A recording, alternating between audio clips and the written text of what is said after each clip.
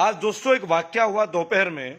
पिछले एक हफ्ते से जब से मैं बंगाल से आया हूं, गोदी मीडिया के बहुत सारे लोग लगातार वो कर रहे थे कि आपका इंटरव्यू लेना है, आपका इंटरव्यू लेना है, आपने बंगाल में जो किया है, बंगाल में दंगे हुए हैं, आपका कमेंट लेना है।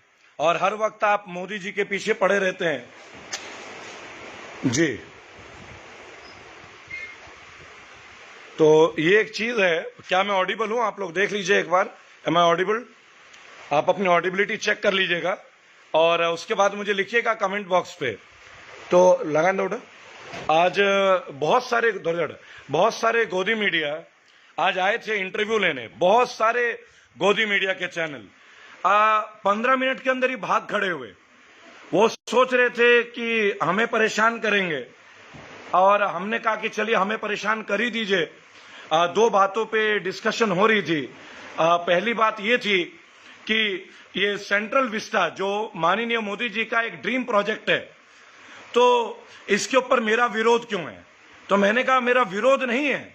सेंट्रल विस्टा जो कि 20,000 करोड़ का प्रोजेक्ट है, 20,000 करोड़ का प्रोजेक्ट आप समझ सकते हैं, 550 मंत्री एमएलए एमपीज के लिए और 135 करोड़ जनता के लिए मात्र 35,000 करोड़ का बजट।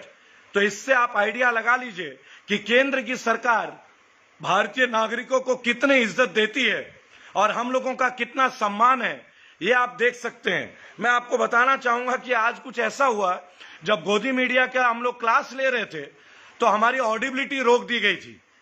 अब ये क्यों हुआ आप लोग जान सकते हैं, क्योंकि हम लोग बेसिकली गोदी मीडिया और ये जो भाजपा के जो गलत नीति है उसका विरोध करते हैं। और केवल भाजपा का ही विरोध नहीं करते हैं, तमाम उन पार्टीज का विरोध करते हैं जो गलत एजेंडा चलाते हैं, चाहे वो कांग्रेस का हो चाहे कोई का भी हो। लेकिन दोस्तों आज गोदी मीडिया की बात करेंगे तो गोदी मीडिया ने मेरे से एक सवाल पूछा कि आपको क्या प्रॉब्लम है अगर प्रधानमंत्री जी का 20,000 करोड़ का प्रोजेक्ट है सेंट्रल विस्टा, आपको क्या प्रॉब्लम है? तो मैंने कहा मेरा प्रॉब्लम केवल इतना सा है कि 20,000 करोड़ क्यों, 1 लाख करोड़ दे दीजिए।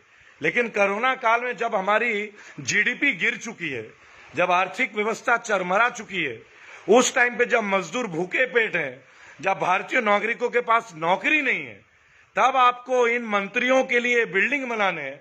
और दिसंबर 2020 में जब हम कोरोना में थे तब ये इनका नींव भी डाल चुके थे। तो इससे इनका मंशा पता चलता है कि ये अपने देश के नागरिकों से क्या प्यार करते हैं। रमेश सुनियाल जी, मेरा फोन हैंग हो गया था, मैं माफी चाहूंगा। आप जिस नंबर पे मेरा कॉल कर रहे हैं रमेश सुनियाल जी, वो नंबर हैंग हो गया क्योंकि उस पर बहुत ज्यादा व्हाट्सएप के मैसेजेस आ रहे थे। तमाम लोगों का धन्यवाद। अभी मैं लाइव हुआ हूं, मैं बताना चाहूंगा, और आपने मेरा वीडियो देखा होगा थोड़ी देर पहले का दोपहर का, कि गोदी मीडिया को कितना दर्द होता है जब परिवारवाद के ऊपर हम बात कर लेते हैं। इन्हें कितना कष्ट है कि ये बंगाल में इलेक्शन हार गए, और इन्हें कितना कष्ट होने वाला है जब अभी मैं गुजरात जा रहा हूं 22 तारीख को, और गुजरात से रण की तैयारी कर रहे हैं। कच्छ है, कच्छ आप जानते होंगे, गुजरात से, क्योंकि 2022 में गुजरात में भी इलेक्शन है। और सवाल इलेक्शन का नहीं है, सवाल आम भारतीय नागरिकों के हक की लड़ाई का है, बुनियादी हक की लड़ाई का है, युवाओं की रोजगार का है, सरकारी मुलाजिमों के साथ जो अत्याचार है, जो पेंशन बंद कर दिए गए, आज हमारे एफडी में जो इंटरेस्ट रोक दिया गया है, उनकी हक की लड़ाई है। हक की लड़ाई है उन नर्सेस का जिनसे कोरोना काल में काम कराया गया 24 घंटे, लेकिन ओवर टाइम नहीं दिया गया। हक की लड़ाई है उन पुलिस वालों के लिए जो लगातार काम कर रहे हैं लेकिन उनको कोई ओवर टाइम नहीं दिया गया। हक की लड़ाई है बीएसएनएल के लोगों के लिए जो आज नौकरी से हाथ धो बैठे हैं। हक की लड़ाई है इंडियन रेलवेज के उन लोगों को जिनको निकाला जा रहा है क्योंकि प्राइवेटाइज किया जा रहा है। उन लोगों की हक की लड़ाई है दोस्तों, जिन लोगों को बैंकों में से निजीकरण किया जा रहा है और तमाम बैंक की नौकरियां खत्म की जा रही है। ये मेरे देश की हक की लड़ाई है, मेरे मुल्क की हक की लड़ाई है। और जब मेरे मुल्क की बात आएगी और मेरे देश की बात आएगी तो कोई रेबल चुप नहीं रह सकता, और आप लोग भी चुप नहीं रह सकते। इसलिए आप लोगों का आशीर्वाद अनिवार्य है। ये लड़ाई उन लोगों के लिए जो अलग अलग राज्यों में फंस गए और जो अपना घर नहीं जा पा रहे, ये लड़ाई उन लोगों के लिए, ये लड़ाई है उन लोगों के लिए जिनके जिम है लेकिन आज जिम चला नहीं सकते। ये लड़ाई उन ब्यूटी पार्लर में काम करने वाले छोटे छोटे पार्लर वालों का है जिनकी आज कोई सुन नहीं रहा। ये लड़ाई उन लोगों का है जिन्होंने लोन लिया है, आज उनकी नौकरी चली गई लेकिन किस्तें जारी और लोग उनको प्रताड़ित किया जा रहा है। ये लड़ाई उनके लिए है। ये लड़ाई उत्तर प्रदेश के और तमाम राज्य सरकारों के टीचरों की लड़ाई है जिन्हें कोरोना काल में ड्यूटी में लगा दिया गया, हेल्थ ड्यूटी में, और आज 700 से ज्यादा लोग प्राणों की आहुति दे चुके हैं। ये लड़ाई है सेंट्रल पैरामिलिट्री फोर्सेस के लिए जिनकी पेंशन खत्म हो गई है। ये लड़ाई उनके लिए है, मेरी लड़ाई उनके लिए, मेरी आवाज उनके लिए। चाहे मेरी सेहत उतर जाए लेकिन मैं ये लड़ाई नहीं छोड़ूंगा, मैं नहीं छोड़ूंगा। और अब तो छोड़ने का प्रश्न ही नहीं है। और मैं चाहता हूं कि जिसको जिस तरीके से मेरे खिलाफ लड़ना है वो लड़े। मैं चैलेंज करता हूं उत्तर प्रदेश और उत्तराखंड में, और मैं चैलेंज करता हूं गुजरात में। रेबल फाउंडेशन आ रहा है, बंगाल में हमने करके दिखाया है, हर जगह करके दिखाएंगे। जहां भी साधारण नागरिकों के ऊपर अत्याचार होगा, जहां एफआईआर नहीं लिखे जाएंगे, और मैं उन लोगों की भी बात उठाऊंगा जिनके साथ आज बंगाल में अत्याचार हो रहा है। ममता बनर्जी को स्ट्रिक्ट नसीहत दिया गया है और मैं बता रहा हूं बख्शा कोई भी नहीं जाएगा, ये भी बता दूं। लेकिन ये बात आप सोचिएगा कि भाजपा वाले जहां भी चुनाव हारते हैं तुरंत ही वहां दंगे हो जाते हैं। क्या जीतने वाला दंगा करता है क्या? सोचिएगा, ये भी सोचना पड़ेगा। और जो लोग ये बार बार आईटी सेल की तरह मुझे लिखते हैं, मैं एक बात आपको बताना चाहूंगा, जब इलेक्शन नहीं रुका तो कारखाने रोक दिए गए। आप सोचिएगा, आज जो मजदूर भाई गरीब हो रहे हैं ना, आज जो उनके घर के हालात में कोई सुनने के लायक नहीं है, उनकी हक की लड़ाई में लड़ रहा हूं। और इस हक की लड़ाई में बहुत कुछ खो रहा हूं और आगे भी बहुत कुछ खोने के लिए तैयार हूं, पर ये लड़ाई छोड़ने के लिए तैयार नहीं। बताओ आप लोग हैं कि नहीं? आप लोग हैं कि नहीं ये लड़ाई में मेरे साथ? प्रधानमंत्री और उनके मंत्रियों के लिए 20,000 करोड़ का प्रोजेक्ट सेंट्रल विस्टा दिल्ली में इंडिया गेट के पास 3 किलोमीटर का डेवलपमेंट, और 135 करोड़ भारतीयों के लिए 35,000 करोड़ का प्रोजेक्ट। मजाक हो रहा है क्या? मजाक हो रहा है? हम लोग कीड़े मकोड़े हैं? हम लोग कीड़े मकोड़े हैं क्या? बड़े बड़े इंडस्ट्रियलिस्ट को कोई टैक्स नहीं, सब दिखावे का। सारे टैक्स हम लोगों से, मध्यम वर्ग परिवार से, लोअर मिडिल क्लास से, और जो लोग थोड़े थोड़े गुजारा कर रहे हैं, और ये वर्किंग क्लास से। लेकिन फिर भी हमारे आंखें नहीं खुल रही है। मेरी सेहत, शेखर साहब नमस्कार, सेहत थोड़ी अभी भी ठीक नहीं है। लेकिन मैं एक बात बोलना चाहूंगा, आज जो चीज चल रही है, कोई एक वर्ग ऐसा नहीं है जो इनसे खुश हो। आज फ्रंट लाइन में डॉक्टर्स मदद नहीं कर पा रहे हैं, सेफ्टी इक्विपमेंट्स नहीं है। पहली बार भी आपने देखा था, अभी भी पीपीई किट्स अवेलेबल नहीं है, आपने देखा होगा। अरे साधारण जनता के लिए सैनिटाइजर्स भी नहीं है, तो और क्या बात हो सकती है? भैया एक छोटी सी बात है, इन्होंने बोला आत्मनिर्भर बन जाओ, तभी हमें समझ में आ गया था ये चाहते क्या है। ये गर्म पानी है, देख लीजिए, नहीं तो अंध भक्तों को इसके अंदर भी शराब नजर लगेगी। ये बीजेपी आईटी सेल के लोग हैं, कुछ भी बोल सकते हैं, कुछ भी। बहुत सारे लोग, बहुत सारे टीम के लोग आज शारीरिक तौर पे बहुत कमजोर हो गए, निरंतर काम कर रहे हैं। आपने भी मुझे देखा होगा इन 6 महीने में। और जब हम लोगों को बस से भेजने की बात करते हैं तो कुछ के पेट में दर्द हो जाता है, और जब मंदिर के लिए दान मांगते हैं तब इनके पेट में दर्द नहीं होता। आज आप बता दीजिए, मंदिर मस्जिद की जरूरत है या आज हम अस्पताल की कमियों से जूझ रहे हैं? आज हमारे देश के टीचरों को कोरोना में ड्यूटी लगा दी जा रही है, क्या वो मेडिकल के स्टूडेंट है क्या? उत्तर प्रदेश में 550 से ज्यादा टीचरों ने जान गंवा दी। कौन करेगा उनकी घर की पूर्ति? अब उनकी लड़ाई लड़ने वाला हूं, ये उनकी हक की लड़ाई है। रेबल फाउंडेशन इन हकों के लिए लड़ता है, और आप अगर हमें पसंद करें तो हम आपके बच्चे, ना पसंद करें तो भी एक बात कहेंगे, हक के लिए जान दे सकते पर हक की लड़ाई छोड़ नहीं सकते। ये मुल्क की लड़ाई है, हिंदू मुस्लिम एकता की लड़ाई है। ये लड़ाई है उन लोगों के लिए जिन सरदारों को आज आतंकवादी बोला जा रहा है, जो किसान आंदोलन में बैठे हैं, जिनके परिवार ने 300 से ज्यादा सदस्य खो दिए। ये लड़ाई उनके लिए। अरे दोस्तों एक बात सोचिएगा, पिछले साल आटा 330 रुपए का 10 किलो था, आज 385 रुपए हो गया है, लेकिन किसान का गेहूं का रेट वहीं का वहीं है। तो इसका मतलब 1 किलो में अगर आप 3 रुपए 70 पैसे की कीमत बढ़ गई 1 किलो में कंपनी वालों के लिए, अरे 30 पैसे किसान को भी दे देते। जो लोग ये कहते हैं ये बहुत अच्छा बिल है, अरे कहां बिल में छुपे हो? जरा पतंजलि वालों से जाके पूछो, पिछले साल उनका आटा का क्या रेट था रामदेव बाबा जी का, पतंजलि। और इस साल उनके 10 किलो का आटा का रेट क्या है?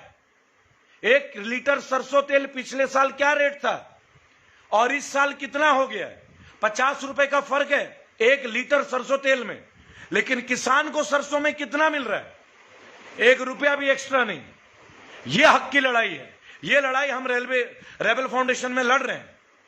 1156 टीचर मर गए उत्तर प्रदेश में, जिन टीचरों को कोरोना की ड्यूटी में लगाया गया। यह किसकी गलती है? इनका क्रेडिट कौन लेगा? आज कोर्ट बंद है तो कोर्टों को अस्पतालों में क्यों कन्वर्ट नहीं किया गया? क्या वकीलों को तनख्वाह मिलती है क्या? नहीं मिलती ना। आपने वीडियो कॉन्फ्रेंसिंग कर ली, बड़े बड़े केसेस, उनका परिवार कैसे चलेगा? कारपेंटर का काम कैसे चलेगा? टायर पंचर वाले की दुकान कैसे चलेगी? छोटे छोटे परचून वालों की दुकान कैसा चलेगा? चूड़ी बेचने वालों का दुकान कैसे चलेगा? छोटे छोटे नाई की दुकान कैसे चलेंगे? छोटे छोटे चाट पकौड़े बर्गर जो बेचते थे मोदी जी, पकौड़े बेच के मेक इन इंडिया, आज उनके लिए कौन सा बैकअप पैकेज है? बोलिए ना निर्मला ताई को आने के लिए उनके बारे में। इनकी हक की लड़ाई लड़ते हैं हम, इनकी हक की लड़ाई। 1370 लोगों को भेजने की तैयारी है, लगभग 1500 लोगों को, 370 परिवार अलग अलग राज्यों में जोर शोर से काम चल रहा है, रुकेंगे नहीं। और हिंदू मुसलमान सिख ईसाई सभी रेबल फाउंडेशन में हर भारतीय, हमने बोला जात वात नहीं है, हम बागी हैं, बागी की कोई जात नहीं। अगर यह एंटी गवर्नेंस है तो मंजूर है, कोई डर नहीं, कोई फिक्र नहीं। हाँ, खुलेआम बात करेंगे, खुलेआम बोलेंगे, डरेंगे नहीं। किस बात का डर है भाई? आप देखिए सरसों का तेल पिछले साल कितना था? 80 रुपए, 90 रुपए, अब 200 रुपए तक पहुंच गया है। 120 रुपए पर लीटर का फर्क है जी। किसानों को क्या मिला? और वो किसान जब लड़ रहा है तो बताया जा रहा है कि किसान नहीं है, ये खालिस्तानी है, ये आतंकवादी है, ये पिज्जा खाते हैं। तब ये गोदी मीडिया चुप रह जाती है, बहरी हो जाती है। आज ऐसी गोदी मीडिया मेरा इंटरव्यू लेने आया था। आप लोगों से एक अपील है, मेरे लाइव वीडियो के पहले मेरे पेज, फेसबुक के पेज रेबल सदानंद पति में ये गोदी मीडिया वाला पेज देखिएगा, कैसे भागते हैं, कैसे सवाल करते हैं। इनके आकाओं के ऊपर एक सवाल कर ली तो इनको चुनने लग जाते हैं, है ना। हमसे पूछते हैं आप क्या कर रहे हैं? केवल पब्लिक से बात कर रहे हैं। अरे मूर्खों, पब्लिक से बात नहीं करते हैं, पब्लिक का दर्द बांटते हैं, पब्लिक का दर्द सहते हैं। क्योंकि ये पब्लिक का दर्द नहीं है, ये हमारा दर्द है, ये देश का दर्द है। और देश का दर्द हम देशवासी बांटेंगे, ये एमएलए एमपी नहीं। इनको तो 20,000 करोड़ का सेंट्रल विस्टा चाहिए, हमें और आपको चाहिए क्या? 15 लाख देने वाला आज 20,000 करोड़ के महल में रहने वाला है। मेरे भाइयों, अंधभक्तों, आंखें खोल लो। तुम्हारा आका 20,000 करोड़ का घर में रहने वाला है, तुम्हें 15 लाख का जुमला दे गया, खुद 20,000 करोड़ का प्रोजेक्ट ले गया। अब भी आंखें नहीं खुल रही हैं तो तुम्हारा इलाज कहां है? कोई बात नहीं, तुम भी हमारे भाई हो। आज नहीं तो कल तुम भी हमारे साथ आओगे, ये कारवां आगे बढ़ेगा। हम मोदी जी के खिलाफ नहीं है, हम भाजपा के खिलाफ नहीं है, हम इस विचारधारा के खिलाफ हैं जो कहता है कि देश पहले। अरे देश तो देशवासियों से है, पहले देशवासियों को तो आगे ले चलिए। अभी 1 घंटे 2 घंटे पहले का वीडियो जरूर देखिएगा दोस्तों, जरूर से देखिएगा। उसमें गोदी मीडिया के कुछ क्वेश्चंस हैं, अच्छे लगे तो कमेंट बॉक्स पे कीजिएगा। और आप लोग लगातार समर्थन कर रहे हैं, बार बार मैं नहीं बोलूंगा कि 1500 परिवारों को भेजना है। अगर आपको लगता है कि मैं अच्छा काम कर रहा हूं तो सपोर्ट कीजिएगा। सब आप ही का काम है, मेरा काम नहीं है कोई, सब आपका काम है। ये मेरा अकेले का कुछ नहीं है। मैं जो कर पा रहा हूं आप लोगों की वजह से 3 दिन के अंदर आपको नजारे लाइव दिखा दूंगा जो करने जा रहा हूं। बहुत तैयारी कर रहा हूं, बहुत सारे लोग, और वो दिन दूर नहीं जब ये भाजपा वाले आधे से ज्यादा हमारे पास आ चुके हैं। अपनी संगठन से परेशान है कि ये भाजपा वाले किसी की सुनते नहीं है, हमारी तो कोई सुन ही नहीं रहा। यही कारण है पंचायत चुनाव में उत्तर प्रदेश में इनका क्या हाल हुआ है। बंगाल में इलेक्शन में क्या हुआ तो छोड़िए, उत्तर प्रदेश में तो इनकी सरकार थी। इनके पंचायत इलेक्शन का रिजल्ट देख लीजिएगा। इसी तरह सपोर्ट करते रहिएगा। आपके बेटे को, आपके भाई को, रेबल को आपका आशीर्वाद की जरूरत है। बातचीत करते रहिएगा। शरीर से कमजोर हुआ हूं, यहां से बहुत मजबूत हूं। केवल शरीर से कमजोर हुआ हूं, यहां से बहुत कमजोर नहीं हूं, बहुत मजबूत हूं। नेताजी सुभाष चंद्र बोस को अपना आइडल मानता हूं, झुकना नहीं सीखा है। और फिर आप लोग हैं तो क्या झुकना। जय हिंद, जय भारत। अच्छा रहिएगा। सुबह दोबारा मिलेंगे आप लोगों से दोस्तों, और अच्छे